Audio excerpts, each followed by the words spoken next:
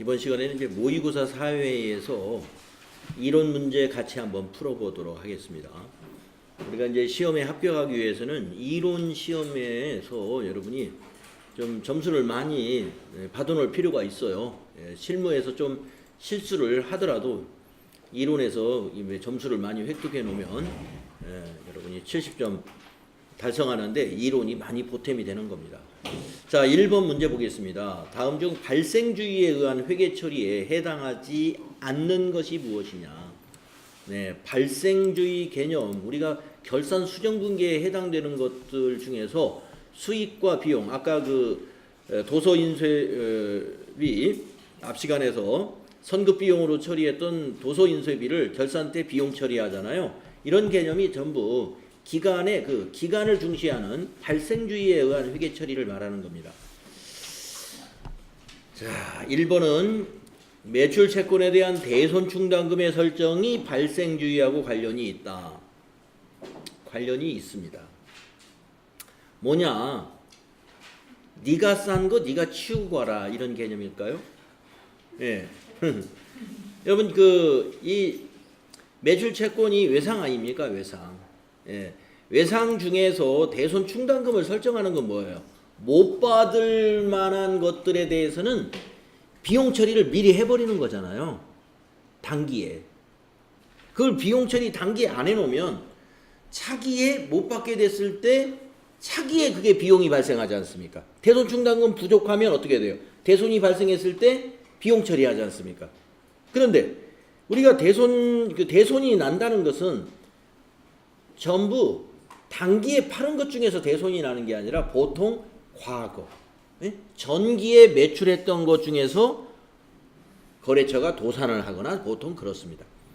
그렇기 때문에 단기에 판매한 것 중에서 불량 채권이 발생을 했다면 그것은 단기에 비용 처리하는 게 맞다. 그런 관점에서 이거 발생주의야, 관련. 두 번째, 건물에 대한 감가상각비. 이것도 발생주의하고 갖다 붙일 수는 있는데, 이거는 이제 감가상각비 개념은 그 자산을 말이죠, 비용으로 이 기간 계산 안분하는 그런 절차이죠. 하여튼 보겠습니다. 그다음에 세 번째, 은행 차입금에 대한 미지급 비용을 기록한다. 네, 이거 역시 발생주의지 않습니까? 은행 차입금에 대한 이자를 6개월씩 후불로 만약에 지급한다. 아니면 매달 지급을 하지만 다음 달 항상 지급을 하는 후지급 방법이다 라고 한다면, 항상 결산월인 12월에는 12월 이자는 언제 지급하겠어요? 해마다 차기에 지급을 하잖아요. 그만큼이 뭐가 돼요? 미지급 비용이 발생하는 거죠. 결산일 시점에서. 이런 것이 뭐냐? 다 발생주의에 의한 회계 처리라는 겁니다. 다음 해 1월 5일 날 이자를 지급할 때 그때 회계 처리하는 것이 아니라 그건 현금주의고, 기간이 경과한 것은 비용을 발생시킨다. 바로 이게 비용의 발생이죠. 3번. 이건 확실한 발생주의. 그다음에 4번. 실제 보유하고 있는 현금 잔액과 장부상 현금 금액을 조정한다. 4번이 해당 사항이 없습니다. 4번은요. 네. 이건 현금 과부족 문제예요. 이거 우리는 발생주의의 개념이 아닙니다. 그래서 여기 아까 2번에 감가상각비도 단기에 단기에 가치가 감소한 부분을 단기의 비용으로 처리한다라는 그런 관점에서 발생주의하고 관련성이 있다. 이렇게 볼 수가 있겠네요. 답은 4번이죠. 다음에 2번 문제 보겠습니다. 주식회사 한공은 10월 1일 단기 매매증권을 한 주당 10,000원에 15주를 취득했습니다. 한 주당 10,000원에 15주? 그러면 150,000원.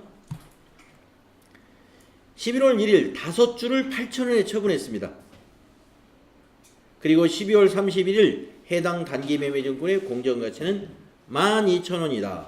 다음 설명으로 옳지 않은 것은? 자, 설명을 보도록 하죠. 1번. 취득 시 재무상태표 차변에 단기 매매증권 150,000원이 기입된다. 맞네요. 네, 문제에서 단기 매매증권이라고 했으니까 15주 샀으니까 150,000원. 1번 맞았고, 2번 단기 매매증권 처분 손실은 10,000원이다. 자, 처분을 언제 했냐면요. 11월 1일 날 5주를 처분했습니다. 네, 그런데 8,000원에 처분했으니까 10,000원에 사가지고 8,000원에 처분했으면 2,000원의 손실을 받는데 5주니까 5, 20, 10,000원의 손실을 받군요. 2번 맞았어요. 3번 단기 매매증권 평가 손실은 20,000원이다. 평가는 언제 하냐면 이날 합니다. 예, 12월 31일 날 12,000원으로 가격이 올랐습니다. 그런데 주식이 몇 주냐면은 10주가 남아있는 거죠. 5주 팔았으니까. 그러면은 2,000원씩 올랐으니까 한 주당 10주면은 20,000원. 네, 그래서 네, 이익이죠, 이익. 그래서 3번이 틀렸군요. 네, 평가 손실이 아니라 이익이니까. 3번이 답이 됩니다. 4번은 기말 재무상태 표에는 120,000원의 단기 매매증권이 기입된다. 120,000원으로 정리가 되겠죠. 왜냐하면은 10주가 이제 12,000원짜리가 되니까 그게 단기 매매증권의 장부 금액은 120,000원이 된다 이 말이에요. 4번이. 추가로 120,000원이 기입되는 것이 아니라 120,000원으로 장부 금액이 변경된다 이 말입니다. 4번은. 그래서 맞는 거예요. 한 주당 12,000원씩 10주니까. 다음에 3번 문제. 상품에 대한 매입 및 매출 관련 자료는 다음과 같다. 선입선출법에 따른 당기 매출 원가 및 기말 재고자산 금액은 얼마인가? 기초는 없다. 네, 선입선출법 한번 해보겠습니다. 자, 3월 1일과 3월 7일 날은 매입이었고요. 3월 21일 날 매출입니다. 130개. 자, 선입선출법으로 떨어볼까요? 이 130개를 어디서 터냐면은 먼저 여기 3월 1일 거는 이제 없습니다. 예. 그리고 30개는 7일 날 거에서 판매된 걸로 정리하죠. 그러면 이제 여기가 120개가 남았어요. 30개 털어놨으니까. 예. 그럼 120개가 550원짜리입니다. 120개 재고가. 그래서 선입선출법의 재고 금액을 계산하면 120개 곱하기 550원 하면은 66,000원이 재고예요. 66,000원. 답은 3번에 있네요. 66,000원. 550원짜리 120개 남았으니까 곱하기 하면 이게 66,000원이더라. 재고. 이게 재고자산. 그럼 매출원가가 요거 66,500원이 되는가 한번 계산해 보죠. 매출원가라는 건 이 130개의 원가를 말합니다. 자, 그러면 여기 있는 100개가 원가가 얼마냐면 500원짜리니까 이게 50,000원이죠. 이게 원가죠. 50,000원이. 요 130개의 원가를 구하는 것이 매출원가예요. 50,000원에다가 그 다음에 밑에 거 30개가 550원짜리죠. 예, 30개 곱하기 550원 해보세요. 예, 16,500원 나오네요. 그 16,500원하고 여기 50,000원하고 더하면 요 플러스하면 이게 매출원가 66,500원이 된다 이거죠. 그래서 이 문제는 재고 자산만 구해 보니까 바로 답이 나와 버렸기 때문에 뭐 굳이 매출원가까지 계산을 안 해보더라도 3번을 고를 수 있겠구나 하는 거죠. 다음에 4번 문제로 가볼까요? 다음의 자료를 이용하여 2019년 12월 31일 기계장치의 장부 금액을 구하면 얼마인가 이랬습니다. 기계장치의 장부 금액을 물어봤습니다. 자, 장부 금액은 여러분 어떻게 구하는 거냐면요. 취득 금액에서 예, 취득원가, 취득 금액 같은 말이죠. 그래서 빼기 감가상각 누계, 그게 장부금액이에요. 유형자산의 장부금액은 취득원가에서 감가상각 누계액을 빼는 것이다. 자, 2018년 1월 1일 날 취득했는데 취득원가가 여기 2천만 원입니다. 2천만 원은 이제 알았고, 자, 5년이 내용연수인데 감가상각 방법은 정률법인데 계산해서 5년은 쓸 일이 없죠. 요 정률 45%를 사용합니다.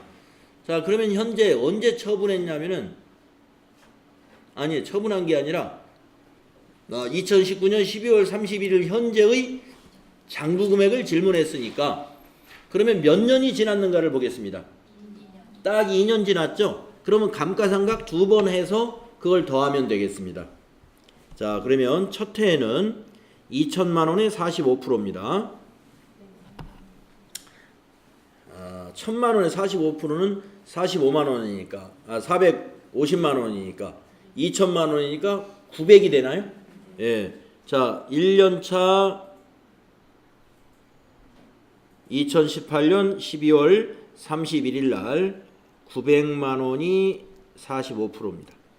자, 2년차 거 한번 해보겠습니다. 2년차에는요, 요 취득금액 2천에서 요 900을 빼야 돼요. 그러면 1,100만 원이죠. 네. 이 2천만 원에서 900만 원 감가상각 누계액 뺀 나머지의 45%를 계산하는 거예요. 그러면 1,100만 원 곱하기 45%를 해 보면은 얼마 나옵니까? 예, 495만 원으로 계산된죠. 예, 계산 빨리 잘 하시네. 495만 원. 그래서 이거 두 개 더하는 것이 감가상각 누계액입니다. 1,395만 원. 이게 감가상각 누계액이니까, 예, 2천만 원에서 빼보면 돼요. 1,395만 원. 얼마 나오겠어요? 네, 605만 원 나오는군요. 그래서 답이 3번에 있습니다.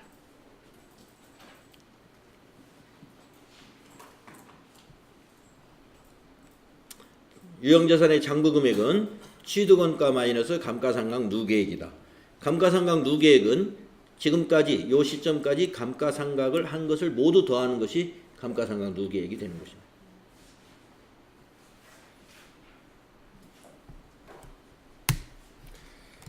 자, 다음은 5번 문제로 가보겠습니다. 다음의 자료를 이용하여 기말자본을 구하면 얼마냐 이랬습니다. 기말자본을 기초자본 알려줬네요. 기초자본에다가 기본적으로 이익이 난 거 더하면 그게 기말자본이 되는 거예요. 네. 당기순이익 150 오케이. 그럼 150 더하고 밑에 하나 더 있네요. 신주 발행을 했네요. 10주 아니야 100주 액면가 5,000원짜리. 예. 근데 자본에 또 이거 6,000원에 할증 발행을 했기 때문에 주식 발행 초과금도 발생을 하겠네요. 네. 주식 발행 초과금도 자본이고 자본금도 자본입니다. 이 거래는. 그래서 전부 자본이 증가해요. 이게 개발자본이. 그러니까 5,000원씩 100주면 50만 원이 자본금이고, 그 다음에 한 주당 1,000원씩 100주니까 10만 원이 주식발행 초과금. 주식발행 초과금은 자본잉여금이에요. 이 두 개, 즉 60만 원이 모두 자본에 해당이 됩니다. 이건 자본금 50은, 10만 원은 주식발행 초과금. 그래서 60만 원의 증가가 발생을 하죠.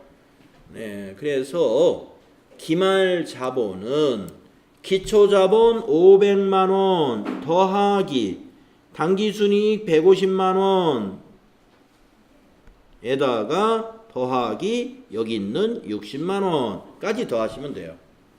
710만 원.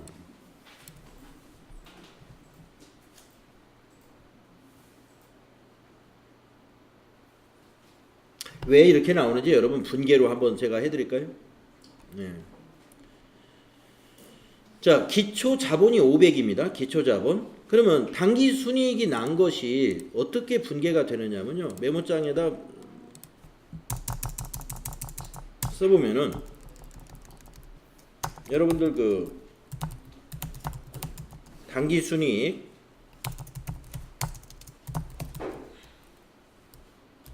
당기 순이익을 결산 시 자본에 대체하는 회계 처리를 해야 되거든요. 결손이 발생해도 결손금으로 회계 처리하는 게 필요한. 예, 결산 이 수령 분계를 우리가 이게 여러분이 그 결산할 때 이 문제가 잘 안 나와서 그런데 왜 안 나오냐면 당기순이익을 결산 시에 자본에 대체하는 분계는 수동으로 안 해요. 자동으로 해버리거든요. 자동으로. 이익잉여금 처분계산서에 가서 전표 추가 누르면 그냥 자동으로 분계가 일어나요. 자, 그래서 이게 여러분 잘 모를 수가 있어요. 그래서 제가 써드릴게요. 차변에 손익 당기순이익이 150만 원이죠. 이 문제에서. 그래서 차변에 손익 150만 원, 대변에 미처분 이익 잉여금 150만 원, 이런 회계 처리가 자동으로 만들어집니다. 네.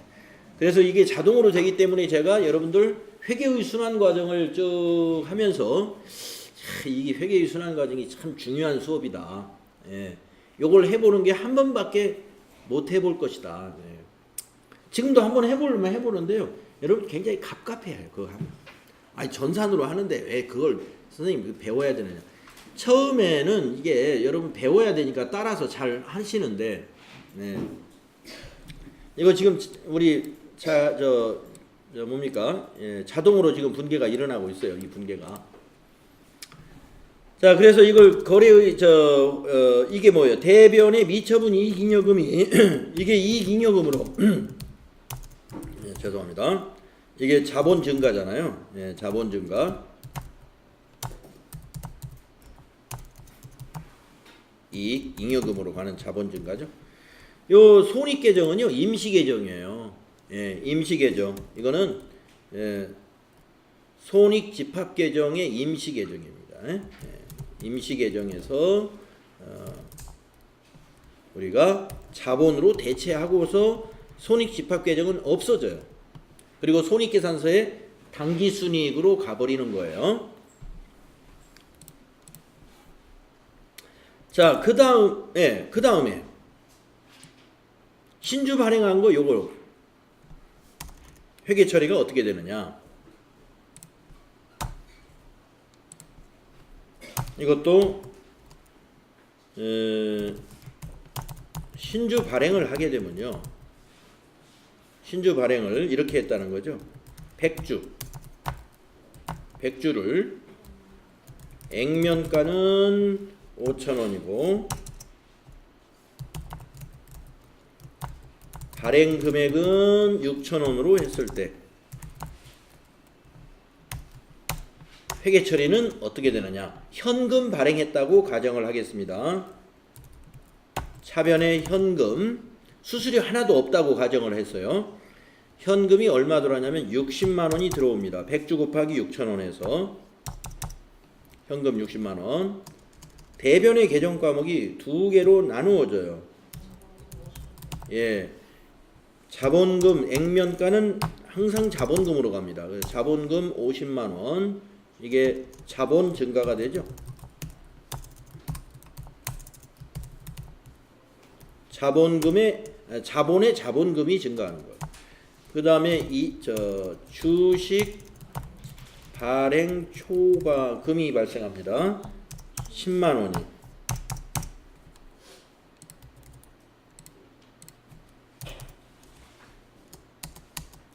이런 회계 처리를 해야 돼요.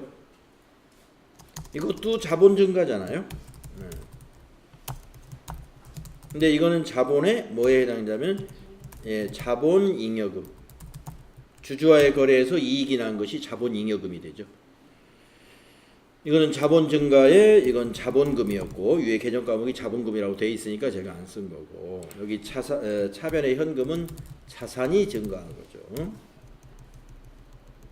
이거 우리가 유상증자라고 그래요. 이런 경우를.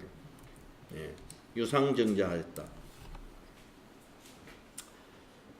그렇기 때문에 지금 이 문제에서 기초 자본이 500만 원이었을 때 기말 자본을 구해라는 겁니다. 요 두 사건이 있었대요. 이 두 개 사건이 단기에 영업을 해가지고 이익이 150만 원이 발생했다. 그 이익을 어떻게 해요? 이 단기에 영업을 해서 이익 난 거 요 150만 원을 자본에 넣어주는 것이 이게 당기순이익을 결산 시 자본에 대체 분기하는 거. 요 자본 증가되죠. 그래서 150만 원 아까 여기다 플러스 했던 거고. 그 다음에 여기 신주 발행한 게 유상증자거든요. 그래서 액면가 5,000원짜리를 6,000원에 100주를 발행하면 이러한 회계 처리가 되는 거예요. 차본의 자산 증가, 대변의 자본 증가가 이 두 개죠. 60만 원. 그래서 이것도 플러스 한 것이다. 따라서 기말 자본은 500 더하기 150 더하기 60만 원에서 계산을 해야 한다.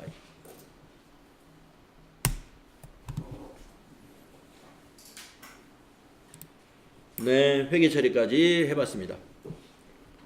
다음에 6번 문제 보겠습니다. 다음은 주식회사 한공의 매출 원가 자료이다. 가원하에 들어갈 금액은 얼마냐? 매출 원가, 이게 매출 원가라는 거죠. 그러니까 매출 원가를 구하라는 건데, 기초회사가 당기 매입액을 더해서 이거 무슨 말인지 알겠? 이게 뭐예요? 이게 지금 상품 계정의 차변에 오는 거잖아요. 요 두 개가 상품 계정의 대변에 가는 거고. 여러분 아시죠? 이렇게. 제가 이거 그림 머릿속에 넣으시라고 그랬지. 이 상품, 여기가 기초, 여기가 매입, 여기가 매출 원가, 여기가 기말, 이렇게 되잖아요. 이 합은 항상 똑같아야 되죠. 자, 그래서 지금 여기 판매 가능 상품 금액이 이 상품 계정의 차변 합계가 9,000원이다 이거예요. 그러면 당기 매입액은 얼마라는 얘기예요? 8,000원이란 얘기고. 그러면 여기 매출 원가는 얼마냐? 여기를 8,000원으로 만들면 돼요. 여기를 8,000원으로 만들면 되는데, 기말 재고액 여기가 1,500원이란 얘기예요. 이 1,500원. 그럼 매출 원가는 얼마가 되느냐? 8,000에서 1,500을 빼면 되죠. 6,500이 된다. 매출 원가는 6,500이 된다. 아주 쉬운 문제입니다.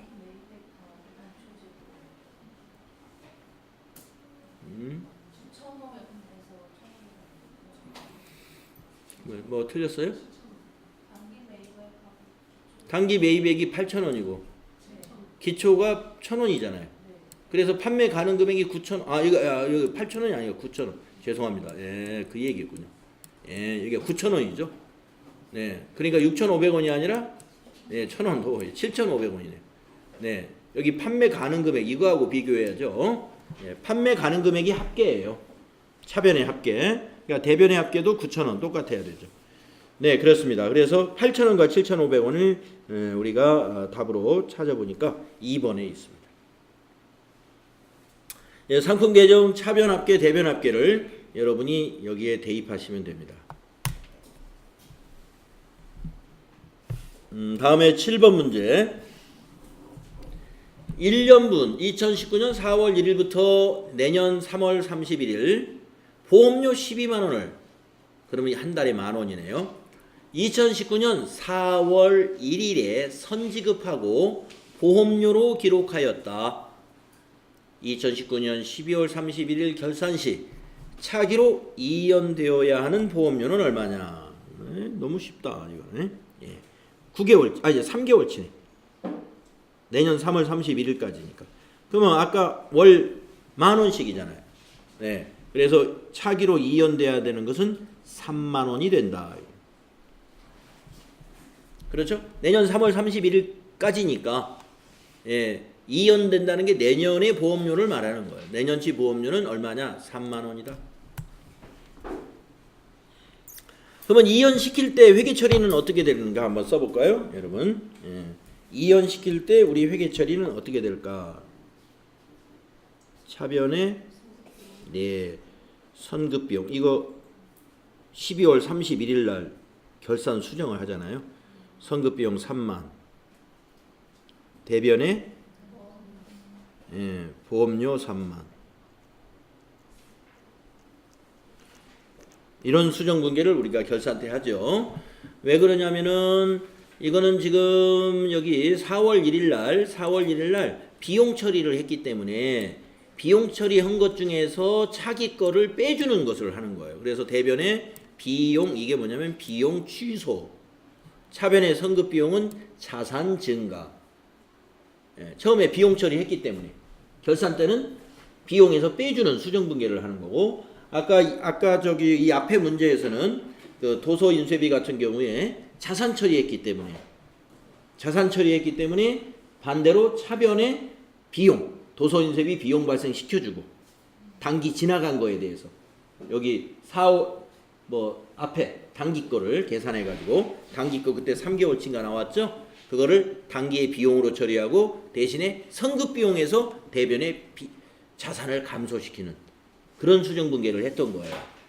네, 앞에 문제에서 우리 앞 시간에서 했던 거. 지금하고의 반대 개념입니다. 지금은 비용 처리했다가 결산 때 자산 처리, 비용에서 빼주고 자산 처리. 네. 조금 전에 앞에 3회차 문제에서는 자산 처리를 했다가 나중에 결산 때 그걸 비용 처리, 단기 것만. 예. 다음에 8번 문제는요. 다음 대화에 나오는 내용을 구체적인 회계 개정 과목으로 나타냈을 때 옳지 않은 것은 이랬습니다. 대화 내용이에요. 자, 아버지가 아파트 시세와 전세 보증금의 차이가 나지 않으니 이 기회에 아파트를 구입할까? 아들은 아파트 시세가 점점 하락을 하는데 차라리 계속 전세로 사는 게 좋지 않을까요?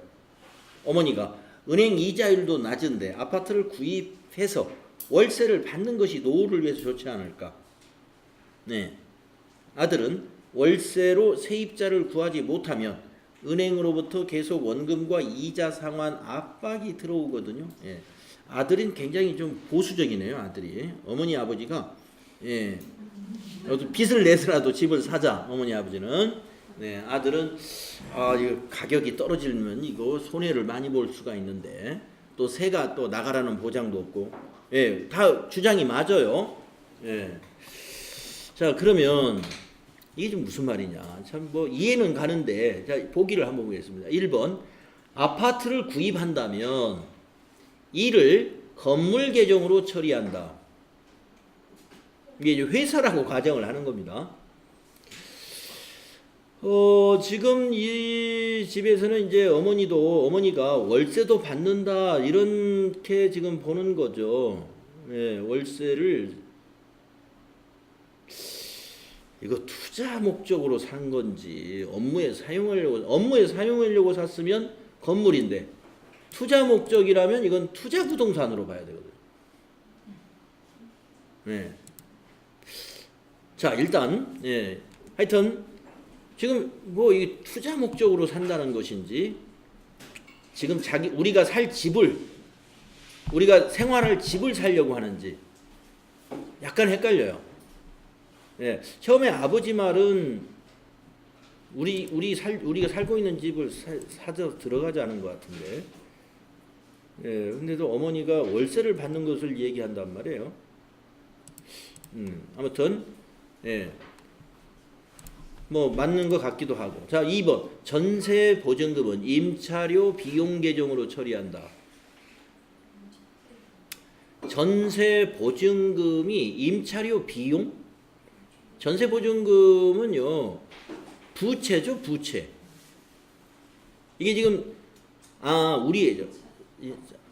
지금 우리 아버지가 지금 세를 살고 있는 거죠. 자산이죠, 자산. 전세 보증금은 자산. 네, 지금 아버지 말에 의하면 지금 아버지가 살고 있는 그 아파트에 전세 보증금하고 시세가 비슷하다고 하는 거 아닙니까? 그러니까 자산이죠. 예, 2번 확실히 틀렸네요. 예. 전세 보증금은 우리 비용이 아닙니다. 전세 보증금은 자산입니다. 전세권, 자산. 비유동 자산이에요. 그 다음에 3번 이자를 지급하는 경우 이자 비용 계정으로 처리한다. 그렇죠. 만약에 아파트를 사는데 저기를 은행에서 융자 받아가지고 이자를 내고 있다면 이자 비용이 맞습니다. 그 다음에 4번 아파트 구입을 위하여 10년간 차입을 하는 경우 장기 차입금 계정으로 처리한다. 10년간 차입금은 장기 차입금. 답은 2번입니다. 1번에서는 약간 우리 거주할 집을 산다면 건물이 맞는데 뭐 월세를 줄 목적으로 산다. 그러면 이게 지금 거주할 목적이 아닐 수가 있어요. 자, 아무튼 2번 전세보증금 임차료가 아니니까 이건 자산이기 때문에 2번이 옳지 않다.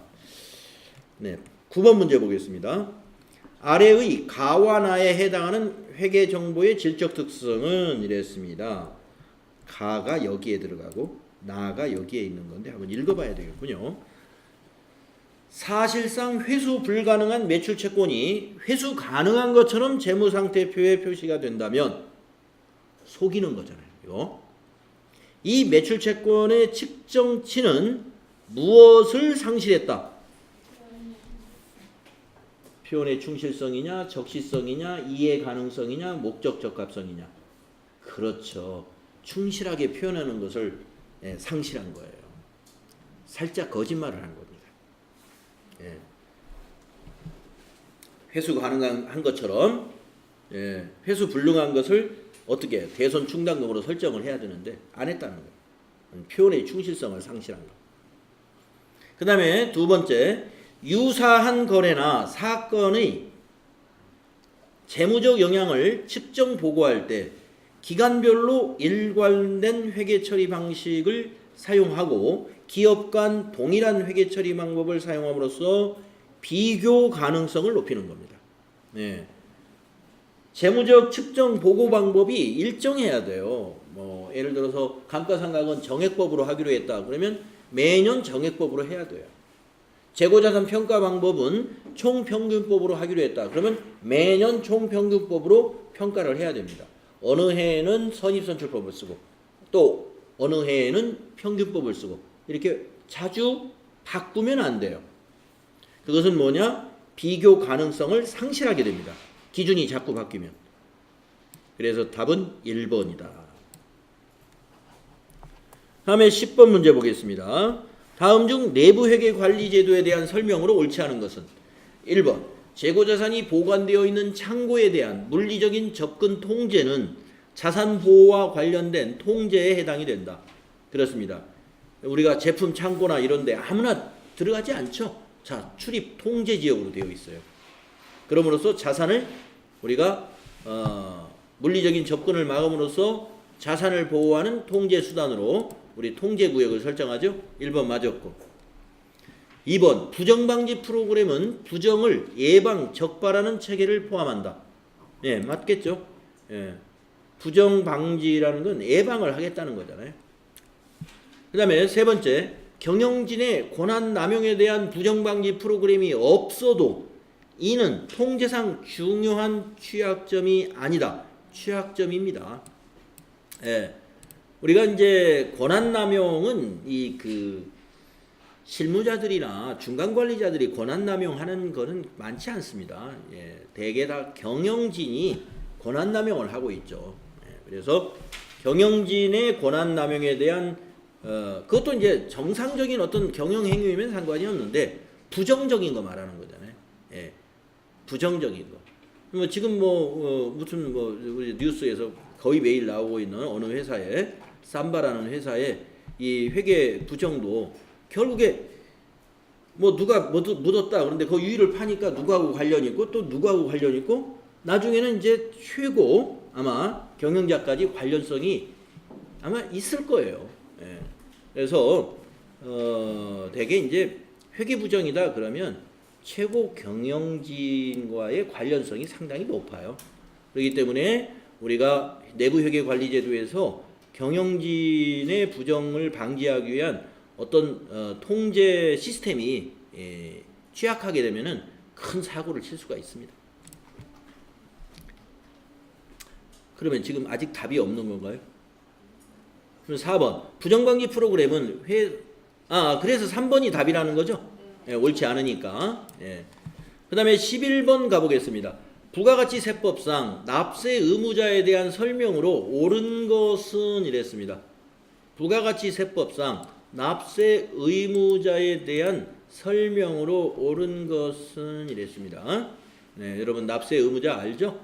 부가가치세법상 납세 의무자는 누구예요? 소비자입니까? 사업자입니까? 사업자가 납세 의무자입니다. 소비자는 담세자. 자, 1번. 사업 목적이 비영리인 경우 부가가치세 납세 의무자는 아니다. 틀렸습니다. 우리가 부가가치세 납세 의무자는요, 비영리와 영리를 따지지 않아요. 국가나 지방자치단체도 납세 의무자가 될 수 있습니다. 예. 그래서 사업 목적하고 관계없이 과세재화를 공급하면은 다 납세 의무자가 됩니다. 공급자는. 다음에 2번 국가 또는 지방자치단체는 부가가치세 납세 의무자가 될 수 없다. 이것도 틀렸어요. 아까 말씀드렸죠. 그래서 이제 지방자치단체 같은 경우에 우리 시에서도 주차장 사업 같은 걸 한단 말이에요. 그거는 과세 사업이에요. 과세 용역. 그렇기 때문에 부가가치세 내고 있어요. 그 다음에 3번 사업 목적에 관계없이 사업상 독립적으로 재화를 공급하는 자는 사업자이다. 사업상. 그렇죠. 예. 여기서 사업 목적이라는 건 영리냐 비영리냐 하는 것을 말하는 건데 사업상 독립적으로 재화를 공급하는 자가 바로 사업자. 3번이 답인 것 같습니다. 4번 비사업자는 재화를 수입하여도 부가가치세 납세 의무가 없다. 있습니다. 비사업자는 바로 개인을 말하는데 개인도 수입을 한다면 납세 의무자가 됩니다. 사업자가 아니어도 수입의 경우는. 그래서 맞는 걸 찾아라 했기 때문에 3번이 답이 되겠군요. 네, 다음 12번 부가가치세 과세 사업자의 거래이다. 재화의 공급이 아닌 것. 공급이면 과세고 공급이 아니면 부가가치세가 과세되지 않는 것이죠. 자, 1번 거래처에 판매 장려품을 증정하는 경우. 판매 장려품이라는 것은 돈이 아니죠. 예. 물건을 줬다는 거예요. 이거 과세입니다. 그래서 이건 공급이고. 그 다음에 건물을 현물 출자하는 경우 과세. 현물 출자는 과세가 된다고 그랬죠. 근데 건물로 세금을 납부하는 경우 예, 그건 공급이 아니에요. 예. 우리 회사가 세금 낼 돈이 있는데 건물 가격하고 거의 같아 세금이. 아니 그 돈이 없으니까 우리 회사 건물을 내가 국가의 세금으로 내겠어. 받아줍니다. 예, 그런데 거기에는 부가가치세가 과세되지 않는다. 그러니까 조세 물납은 공급이 아니지만 출자는 공급으로 보는 거예요. 판매한 걸로 본다 이거죠. 다음에 건물로 상속세를 물납하는 경우 이게 공급이 아니에요. 예. 상속세 세금이죠. 세금을 건물로 납부했다는 거예요. 그래서 답은 3번이 답이 되겠네요. 4번 트럭을 기계장치로 교환하는 경우 이걸 교환거래. 이것도 부가가치세 과세됩니다. 교환거래에 해당이 돼요. 그래서 공급이 아닌 것은 조세물납인 3번이 되겠다.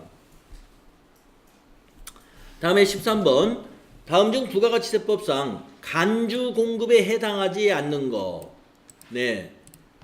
간주 공급에 해당하지 않는 거를 물어봤어요. 여러분 이제 간주 공급이라는 것은 우리가 그 자가 공급 세 가지 하고 그다음에 개인적 공급, 사업상 증여, 그다음에 그 폐 없이 잔존재화 이렇게 네 가지로 정리했었는데 네. 이게 뭐냐면은 사실상 공급은 아닌데 공급으로 간주하겠다 그런 것이 간주 공급이거든요. 그래서 우리가 교재에서는 특별한 공급이라고 아마 표에 그렇게 돼 있어요. 그러니까 폐 없이 판매하지 않고 남은 재고가 그거 사실은 공급 아니지 않습니까? 판매한 거 아니잖아요. 그런데 판매한 걸로 간주하겠다는 거예요. 그 다음에 자가 공급, 예, 뭐 사업장간 이렇게 공장에서 만들어 가지고 서울에 있는 직매장으로 수송을 했어요. 우리 회사에서 만든 것을 우리 회사 직매장으로 옮긴 거, 그거 판매한 건 아니거든요. 그런데 과세하겠다는 거예요. 예, 판매 목적으로 이동하는 것은 공급으로 보는 거. 근데 사실은 판매 아니죠. 우리 회사 직매장으로 옮긴 건데 거기서 다시 팔아야 되잖아요. 이런 것들이 우리 간주 공급이었습니다. 자, 1번 보겠습니다. 과세사업과 면세사업을 겸용하는 사업자가 과세사업을 위하여 생산 취득한 재화를 면세사업을 위하여 사용하면은 이거 간주 공급에 해당이 되죠. 예, 이게 간주 공급에 해당이 됩니다. 2번 사업자가 사업을 위하여 생산 취득한 재화를 사업을 위하여 사용 소비하는 경우 이거는 간주 공급이 아니라 예. 내가 취득한 사업을 위해서 소비했다. 사업을 위해서 소비한 것은 이것은 간주 공급이 아니라 그냥 일반적인 공급이죠. 예. 예. 그다음에 3번 사업자가 과세 사업을 위하여 생산 취득한 재화를 비영업용 소형 승용차와 그 유지를 위하여 사용하는 개인적 공급에 해당이 되죠. 예. 간주 공급에 해당이 됩니다. 3번은. 그다음에 4번 자기 사업과 관련하여 생산 취득한 재화를 자기의 다른 사업장에 판매 목적으로 반출한다. 예, 이게 타사업장 반출이라는 개인적 공급이죠. 예. 그래서 이게 지금 1번, 3번, 4번이 전부 개인적 공급 3개네요. 이게. 개인적 공급 3개. 그래서 2번은 아닙니다. 간주 공급이 아니에요. 다음에 14번. 다음 자료를 바탕으로 2019년 제1기 부가가치세 확정 신고 시 신고하여야 할 과세 표준은 얼마인가? 단 주어진 자료는 부가가치세가 포함되지 아니한 금액이다. 공급가액이라 이거죠. 예, 그러니까 그 공급가액은 과세 표준이니까 더하면 되겠죠. 세금 포함되어 있지 않으니까. 자, 과세 표준이라는 건 뭐예요? 매출 공급가액이 과세 표준이죠. 자, 1번, 가번, 현금 및 외상 판매 500만 원, 요거 과세 표준입니다.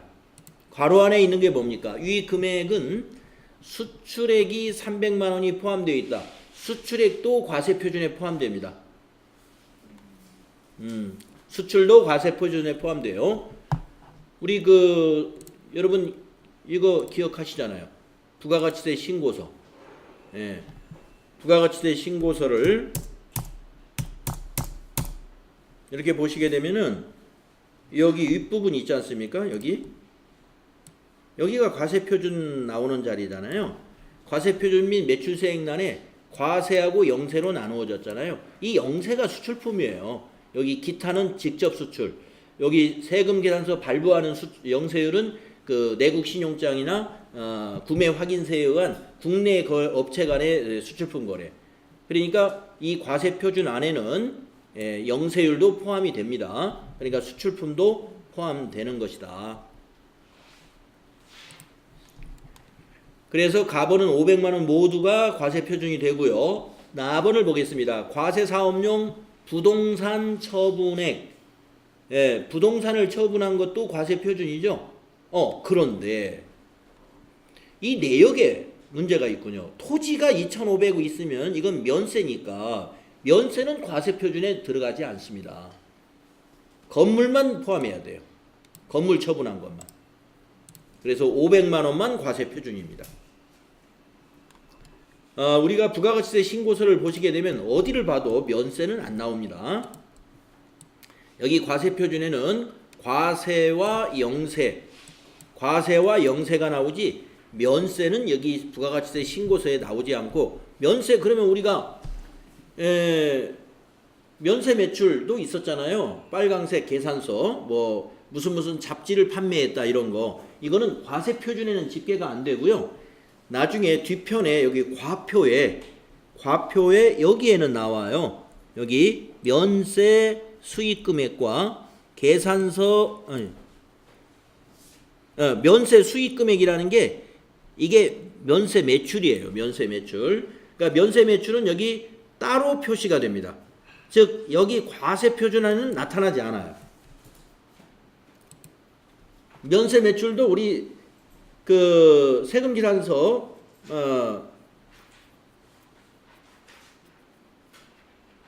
면세니까 저기 빨간색 계산서 발부하잖아요. 그것도 우리가 매입 매출조표에 입력을 합니다. 하지만 여기 과표에는 나타나지 않습니다. 따라서 이건 500만 원만 넣어야 돼요. 토지는 빼야 됩니다. 그 다음에 할부 판매도 전부 과표죠. 과세 표준이죠. 위 금액에는 이자가 30만 원이 포함됐다. 할부에는 당연히 이자 포함되어 있겠죠. 만약에 이 괄호 안에 이 금액에는 연체 이자가 30만 원이 포함되어 있다. 연체 이자는 빼야 돼요. 아시죠? 연체 이자는 우리가 과표가 아닙니다. 연체 이자라고 하면 그건 포함시키면 안 되는데 여기서 말하는 이자는 할부 이자예요. 할부 이자는 정상적인 과세 표준입니다. 그 세금 내야 돼요. 세금 내야 됩니다. 할부 이자에 대한 것은 과표로 넣어서 세금 계산서 발부해야 돼요. 근데 소비자가 만약에 5월 1일까지 할부를 받아야 되는데 6월 1일에 줬네? 그럼 한 달이 지나버렸으니까 연체이자를 부과하게 되죠. 연체이자 10,000원이 만약에 붙었다. 그거는 부가가치세 안 내요. 그겠죠. 과표가 아니다 이거죠. 자, 그래서 이거 더하면 돼요. 500에다가 500 더하면 1000에다가 2000 더하니까 3000만 원. 3번에 답이 있습니다. 네. 이거 아주 좋은 문제입니다. 14번. 네. 여러분이 과표를 계산하는데 아주 좋은 예제가 많이 나왔어요. 수출액은 포함된다는 거. 그 다음에 토지와 같은 면세는 과표가 아니라는 거. 그 다음에 이자 중에서도 정상적인 이자는 과표가 되지만 연체이자가 여기 없긴 하지만 지금 연체이자도 같이 우리가 얘기해보면서 정리가 됐다 이겁니다. 연체이자는 과표가 아니다. 자, 15번 마지막 문제.